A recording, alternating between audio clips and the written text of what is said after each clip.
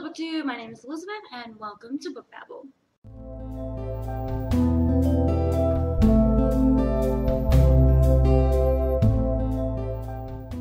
I like my new computer recording setup a bit more than I did in my old house. 10 points to anybody who can guess what my pillow is for, or where it's from, or what geeky fandom it's from. 10 points to you, good sir or ma'am. But today I'm going to be doing my weekly wrap-up, and the last weekly wrap I recorded was 2 weeks ago, and the reason is because the first week I didn't have my bookshelf, and I just felt weird recording without my bookshelf behind me, and the second week I didn't have any recording stuff or anything anyway because of the move, so I just decided to wait until the end of the month to record the wrap-up for my last 2 weeks now, so I'm just going to do them together.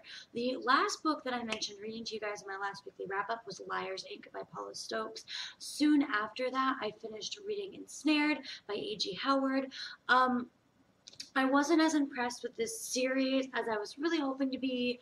The ending was just a little weird for me, but I did feel like a sense of completion, which I really need when I'm ending a series, and you just can't get around the amazing writing that A.G. Howard has in this series. She's just a phenomenal writer, and the way that she's just so eloquent. I don't know how to explain it better, but she just writes amazing. And then of course the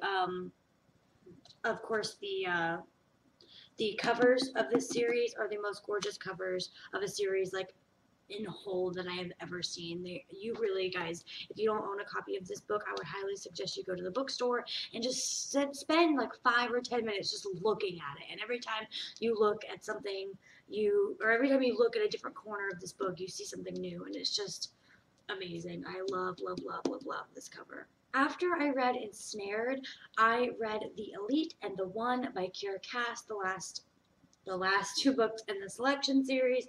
We finally find out who wins the selection. So if you guys don't know, the selection is about this girl. Her name is America, and she's going into this bachelor type situation, or The Bachelor, like the show type situation, for Prince Maxon, and he has the choice of 35 girls to be the next queen of Ilia, which is the country where they live. And I really thought that the first book, the ending of the first book, we would find out who won the selection, and then I thought at the end of the second book we would find out who won the selection, but no, you don't find out until the end of the 3rd book in this series. And I really wanted more from their lives, you know what I mean? I wanted more post-selection. So when I thought that I was going to get that in these first 3 books in the series. So when I heard that there was going to be a 4th book in the series, The Heir, I was so excited. I thought it was going to be, and for those of you who have not read the series and do not want to be spoiled, just skip over a little bit. But I really thought that The Heir was going to be about America and Maxon and their life together, and after they got married. And I was pretty disappointed when I realized that it's not about America, it's about her daughter and her going through this election. So I don't even know if I want to continue on with the series, because I just really wanted more of America and Maxon, and I'm not sure. For those of you who have read The Heir already, is it worth the read? Let me know down in the comments below. The last book that I completed in the 2 weeks since I did my last weekly wrap-up was An Ember in the Ashes by Sabaa Tahir. I freaking loved it. 5 out of 5 stars. It was amazing.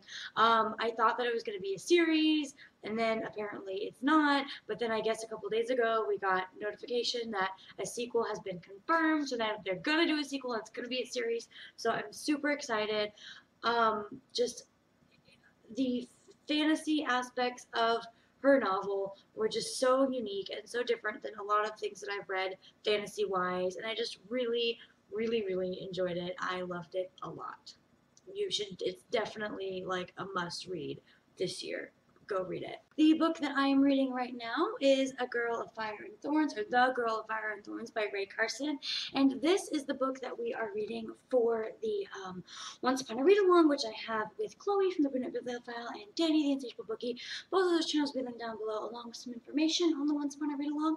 This is the book that we decided to pick this month, and the live show is going to be held tomorrow, May 30th at 7 p.m. Eastern Standard Time on my channel. So definitely check us out tomorrow at 7 p.m. so you can see that. If you have read this book, the first 5 or 10 minutes are just going to be like our initial thoughts, what we rated it, and then after that there will be spoilers. So if you want to come and do non-spoilery, just stay for the first 5-10 minutes, and then by the end of towards the end of the video, there is going to be more spoilers. But I am gotta finish reading it because the live show's tomorrow at 7, and I'm about halfway through, maybe a little bit more. Oh, my page got bent. And this is actually really good. The main character in this story, it's not like said in the back of the book or anything like that, but she is plus size, which as a plus size woman myself, I really like that plus size characters are being portrayed as a main character in a young adult book. I haven't read another young adult book where a plus size main character is the main character, so I'm really enjoying that about it, and a lot of other things. So far I would give this story a 4 and a 5 stars. I'm really, really enjoying it. I like it a lot. And like I said, if you guys have read this or you're interested in reading it, check us out tomorrow at 7 p.m. for the live show on my channel. And speaking of the Once Upon a Read Along, next month's book is going to be The Fill-In Boyfriend by Casey West, a nice contemporary summery read. I'm pretty excited. It is about a girl, I guess, who needs a date for something, and her boyfriend can't make it, so she asks this guy to be her fill-in boyfriend so she doesn't go to this thing without a date, and then more emotions come from this and stuff, so it's going to sound really, really good. Contemporary is not really my thing, but the contemporaries that I've read have been very hand-picked to make sure that I enjoy them, and I really think this is going to be a really good, nice summery read for us next month. So if you guys are interested in joining us next month, definitely go pick up The Fill-In Boyfriend by Casey West and read it with us. Alright guys, so that is the end of my weekly wrap-up. Stay tuned for a June TBR coming up very, very soon, and I will see you guys next time. Bye!